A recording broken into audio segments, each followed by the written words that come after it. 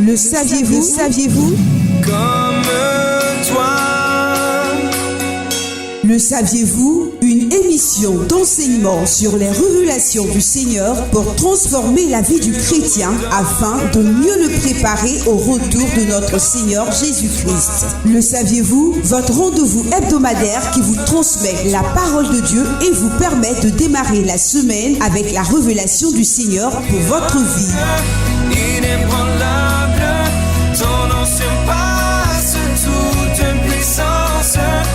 Le saviez-vous? Tous les lundis à partir de 7h30 avec Job Awoman, auteur du livre Le saviez-vous? Recueil de sons inspiration sur les révélations du Seigneur dans sa parole.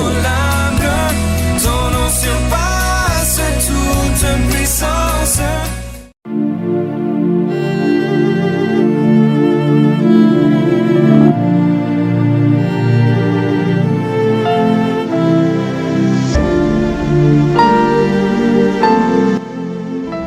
Alléluia.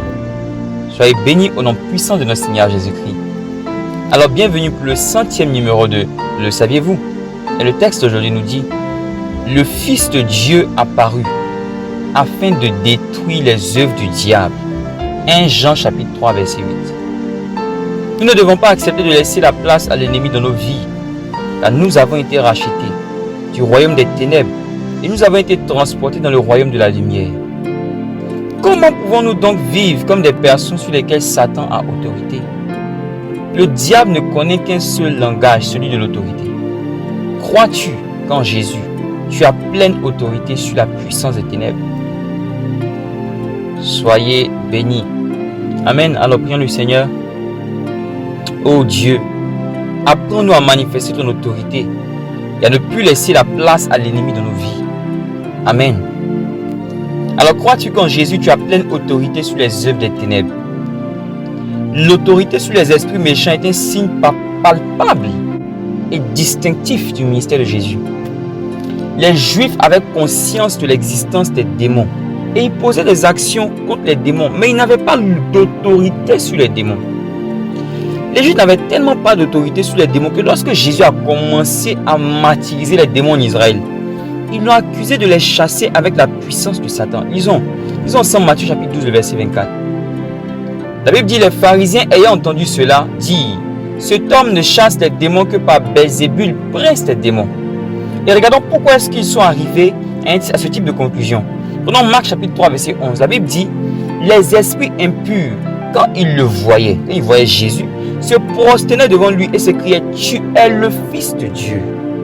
Ah! Mais qu'est-ce que c'est? Qu'est-ce que c'est? Comment est-ce que les démons se prosternent devant lui? Comment les démons se prosternent devant lui? C'est qu'il fonctionne avec le maître. C'est que lui-même est le maître des démons. Quel est ce type d'autorité? Les Juifs n'avaient jamais vu ça. Ils avaient déjà vu des prophètes chasser des esprits ou stopper temporairement leur manifestation. Mais de là à ce que les démons se prosternent, jamais. Disons Marc chapitre 1 verset 27. La Bible dit: tous furent saisis de stupéfaction, de sorte qu'ils se demandaient les uns aux autres: qu'est-ce que ceci? Une nouvelle doctrine. Il commande avec autorité même aux esprits impurs et ils lui obéissent. C'était une nouvelle doctrine pour les Juifs et jusqu'à aujourd'hui. Le fait de chasser les démons est une nouvelle doctrine pour certains chrétiens, certaines églises. Il y a des endroits où on ne chasse jamais les démons. Les gens viennent avec les démons à l'église et ils retournent avec eux. Les démons même sont devenus assidus au culte et les gens souffrent, Pourtant nous avons reçu le pouvoir sur la puissance du malin.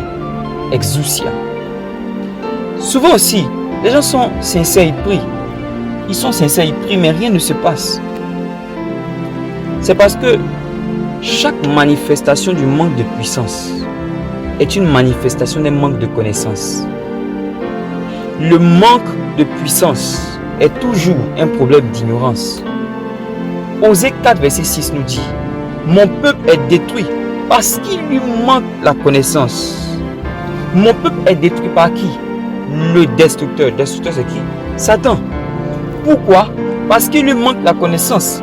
Chaque défaite contre Satan révèle un niveau d'ignorance. Mon frère, ma soeur, si nous sommes impuissants face à l'ennemi, c'est parce qu'il nous manque une information, une révélation, une compréhension de la parole. Pas parce que Satan est plus fort, pas parce que Jésus n'est pas fort, mais parce que nous sommes ignorants. Dans le monde, on dit l'information c'est le pouvoir. Dans le monde, ils pensent que le fait d'avoir une information donne le pouvoir. Donc ils gardent des informations et ils mettent les autres dans les ténèbres. C'est pour cela qu'il y a des sciences et des connaissances ésotériques fermées qu'on ne connaît pas. Pourquoi? Parce qu'ils cachent la connaissance et ils créent les ténèbres. Ils cachent la lumière. Mais nous sommes de la lumière. Et donc nous partageons l'information. L'information est disponible. La parole est disponible. Mais ce n'est pas parce que tu as l'information que tu as le pouvoir. C'est ce que tu fais de l'information qui te donne le pouvoir. Il y a une catégorie de chrétiens qui connaît la parole, mais qui n'a quand même pas d'autorité sur les démons. Il y a une catégorie de chrétiens qui connaît la parole, mais qui ne met pas sa foi dans la parole. La foi, c'est la mise en action de la parole. Tu sais que Jésus chasse les démons. Tu sais que Jésus guérit les malades. Et qu'il t'a donné la capacité de le faire. Mais tu n'essaies jamais de pratiquer, de reproduire cela. C'est la catégorie des chrétiens théoriques. Ils aiment la parole. Ils se vantent de connaître la parole et de prêcher la parole authentique et vraie. Mais ils ne sont pas dérangés par le fait que la parole ne devienne pas chère. La dimension de l'autorité, de la puissance, c'est la dimension où la parole devient chère. C'est la dimension où toutes les informations que tu as dans ta tête te servent réellement à changer des vies. Maintenant, on va parler de quelques informations qui donnent l'autorité. J'avoue que je ne vais faire que brosser le sujet. Le temps est court pour qu'on en parle en profondeur. Et aussi parce que le sujet est tellement profond que je ne peux pas prétendre le connaître dans son entièreté. Alors, tout commence par la croix. Vous savez, la croix est vide parce que notre Seigneur n'y est plus. Et pour nous rappeler que c'est notre tour d'y aller. C'est notre tour d'aller à la croix. Le tombeau est vide pour nous rappeler que c'est à notre tour aussi de ressusciter. Ces choses nous attestent que Jésus a réellement vaincu la mort. Ces choses nous rappellent que l'agneau de Dieu est mort, mais que la mort, qui avait la réputation de ne pas relâcher tous ceux qui entraient dans sa maison, n'a pas pu enfermer Jésus. Quand tu rentres dans la maison qu'on appelle la mort, tu ne peux pas sortir. Mais la mort n'a pas pu enfermer Jésus.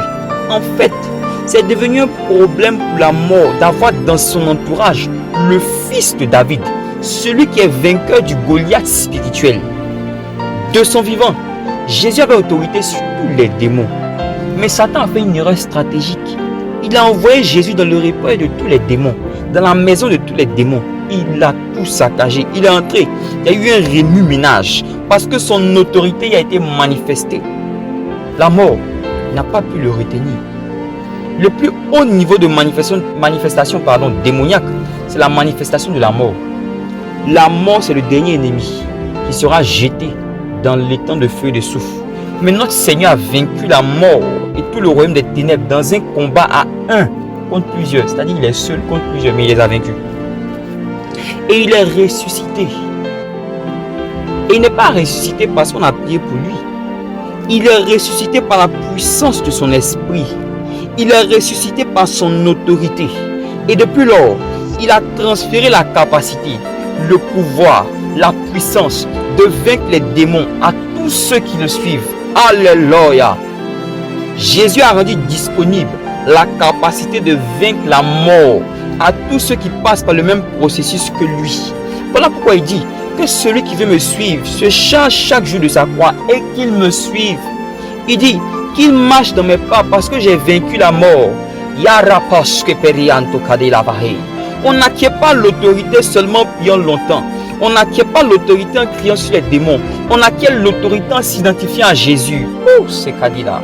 Parce que c'est en son nom que les démons nous sont soumis. Donc si nous devons venir en son nom, nous devons nous identifier à lui. Et la première étape de l'identification, c'est la mort. Il faut tuer le vieil homme. Et la deuxième étape de l'identification, c'est la résurrection. C'est le fait de constamment se revêtir de l'homme nouveau qui est la nouvelle vie de Christ. C'est en cherchant à imiter Christ qu'on obtient les résultats de Christ.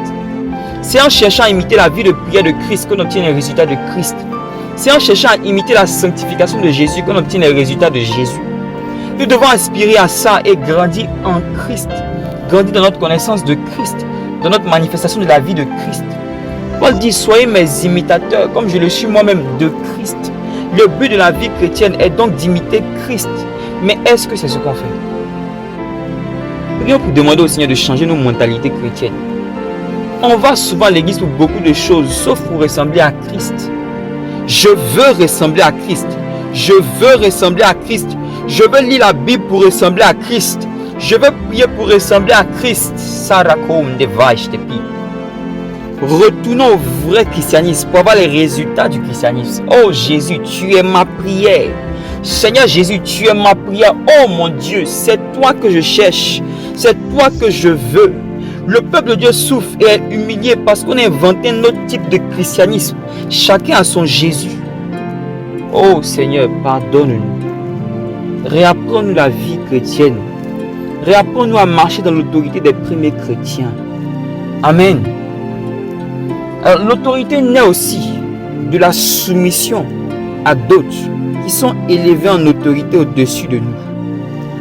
Alors, c'est l'histoire d'un centenier romain qui était venu voir Jésus pour qu'il guérisse l'un de ses serviteurs.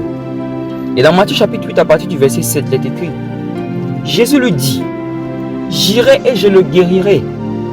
Le centenier répondit, Seigneur, je ne suis pas digne que tu entres sous mon toit, mais dis seulement un mot, et mon serviteur sera guéri. Car moi qui suis soumis à des supérieurs, j'ai des soldats sous mes ordres, et je dis à l'un, va, et il va, à l'autre, viens, et il vient, et à mon serviteur, fais cela, et il le fait. Après l'avoir entendu, Jésus fut dans l'étonnement, et il dit à ceux qui le suivaient, je vous le dis en vérité, même en Israël, je n'ai pas trouvé une aussi grande foi. Ce centenier romain avait une compréhension tellement poussée de l'autorité qu'il avait foi dans l'autorité de Christ. Pourquoi? Parce que lui-même, il était soumis à des supérieurs et il donnait des ordres. En d'autres termes, c'est parce qu'il est soumis à des supérieurs qu'il peut donner des ordres. S'il n'avait pas de supérieurs, il n'aurait pas eu la capacité de donner des ordres. On doit être soumis à Jésus, le chef de l'église. Mais on doit aussi être soumis à nos responsables à l'église, soumis à nos patrons, soumis à nos patrons au travail, soumis à nos parents, soumis à nos maris, pour les femmes. Amen. Amen.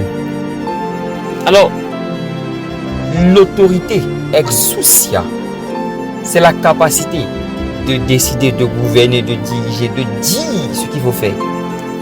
Mais l'autorité a besoin d'être accompagnée avec quelque chose qu'on appelle la puissance. Dis avec moi la puissance. Dunamis. Dunamis, c'est la puissance. Et lorsqu'on devient chrétien, lorsqu'on s'identifie à Jésus, on reçoit automatiquement exousia, l'autorité, à cause du sacrifice de Christ à la croix auquel on s'identifie. Mais on ne reçoit pas automatiquement dunamis, ou plutôt, on ne reçoit pas dunamis dans la même mesure. Pourquoi? Jésus a dit, attendez à Jérusalem jusqu'à ce que je vous envoie l'Esprit. Il dit, l'Esprit viendra sur vous et vous recevrez une puissance. Donc, la puissance est reçue. Et quel est le but de la puissance? Vous savez, le président de la République d'un pays a l'autorité. Mais quelle que soit l'autorité qu'il a, si 3 hommes armés viennent contre lui, il peut dire, sortez de mon bureau, s'il a l'autorité de le faire. Mais ces hommes armés ne sont pas obligés de l'écouter s'ils veulent lui faire du mal. Pour pouvoir exercer son autorité, il a besoin d'une puissance. Et cette puissance-là peut se manifester soit parce que lui-même, il a des armes et il tire sur les 3 en même temps. Ça, vraiment, peut-être c'est dans des films qu'on va voir ça. Il a de la puissance, sa puissance est dans son âme. Soit parce qu'il y a des militaires, il y a des gardes-corps, il y a des forces de l'ordre qui sont là. Et quand ils parlent, ils exécutent et la puissance est manifestée pour neutraliser ceux qui s'opposent à son autorité. Donc, l'autorité a besoin de la puissance pour être maintenue. Voilà pourquoi un pays peut être puissant. Peut avoir de l'autorité. Ce pays-là peut être attaqué par un petit pays. À cause de l'autorité qu'il a, peut-être le petit pays va craindre de l'attaquer. Mais si des rebelles rentrent sur le territoire pour attaquer, il va falloir que l'autorité soit maintenue par la puissance. Donc on va envoyer des forces de l'ordre pour maintenir l'ordre, pour faire régner l'autorité de celui qui règne. Christ nous a donné son autorité. Alors lui aussi nous donne sa puissance, mais il nous donne également des forces de l'ordre. Ces forces de l'ordre, ce sont les anges.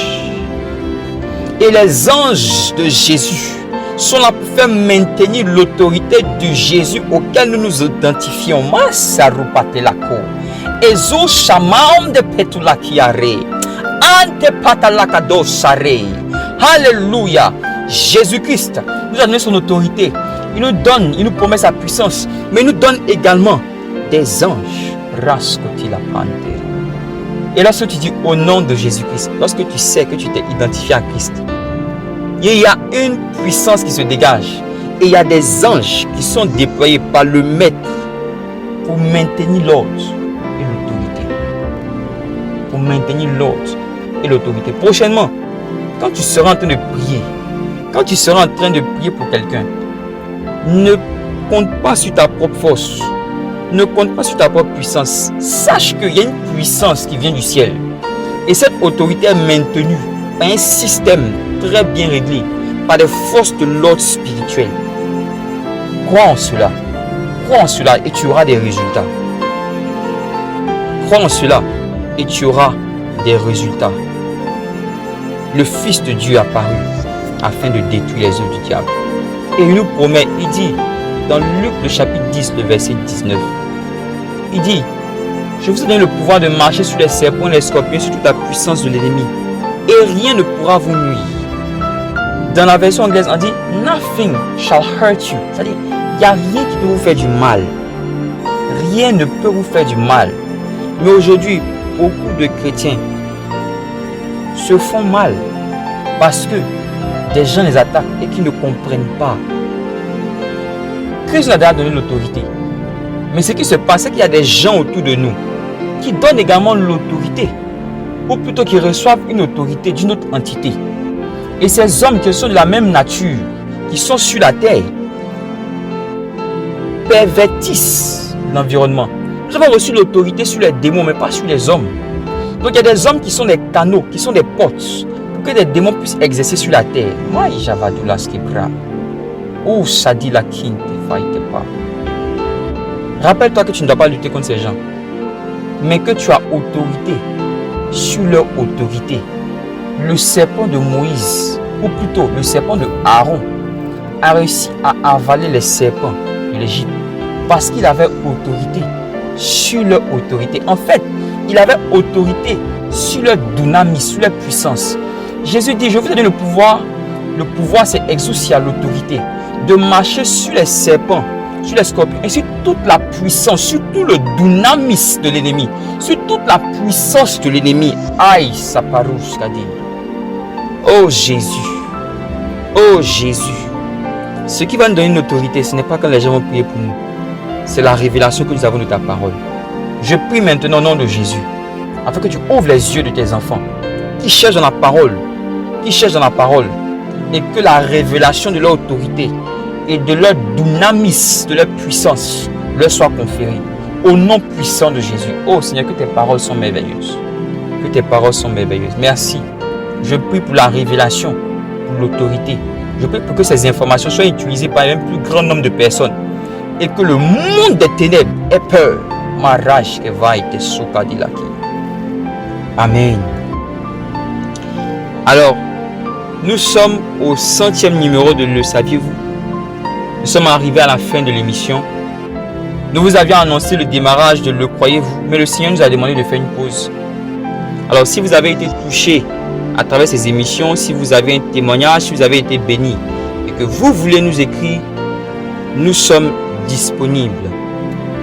au plus 225 07 02 62 80 97. Je reprends, plus 225 07 02 62 80 97. Nous sommes disponibles sur WhatsApp.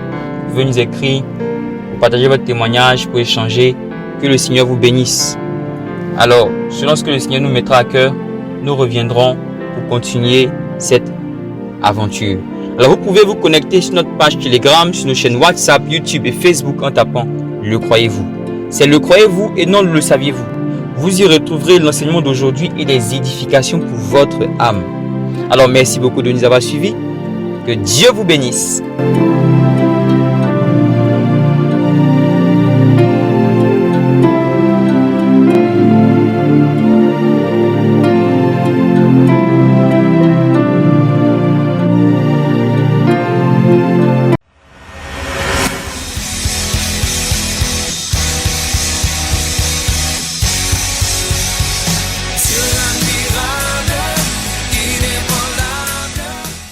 C'était Le Saviez-vous avec Job Awomon, auteur du livre Le Saviez-vous, recueil de sons d'inspiration sur les révélations du Seigneur dans sa parole. Rendez-vous chaque lundi à 7h30 sur Radio La Voix Sainte pour un autre rendez-vous de Le Saviez-vous.